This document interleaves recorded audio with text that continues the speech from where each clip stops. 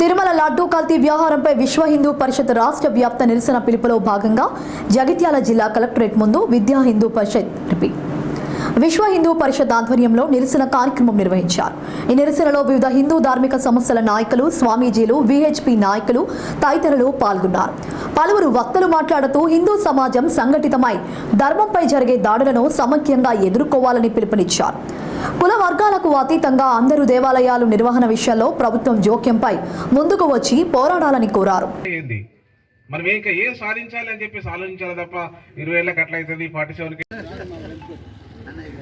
మనందరికి కూడా తెలుసు, తిరుమల తిరుపతి దేవస్థానంలో జరిగినటువంటి విషయం, లడ్డూని కలుషితం చేసినటువంటి విషయం మనందరికి తెలుసు కాబట్టి ఇక్కడికి వచ్చినాము.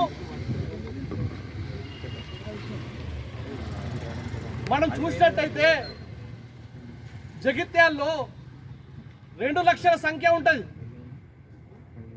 హిందువుల సంఖ్య 2 లక్షల సంఖ్య ఉంటుంది. ఈ నిరసన విషయము 2 లక్షల మందికి తెలుసు. కానీ ఇక్కడికి ఇప్పుడు చేరుకునే సంఖ్య కేవలం 500. ఇంకా 1,95,000 మంది ఎటువైరు. అంటే వాళ్ళకు ఇంతకుముందు చెప్పినట్టు 4 రకాలు ఉంటారు హిందువులు. కొందరు మేలుకోరు, కొందరు మేలుకున్నా పట్టించుకోరు, కొందరు అవసరమే లేదు, కొందరు ఎవరైతే వీరులు, ఈ దేశాన్ని ధర్మాన్ని రక్షించడానికి మేము సైతం ఉండమని చెప్పిన వాళ్ళే వీళ్ళందరూ.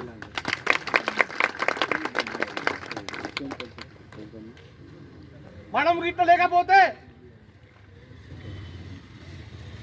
ఈ లడ్డు విషయం కూడా ఎవరు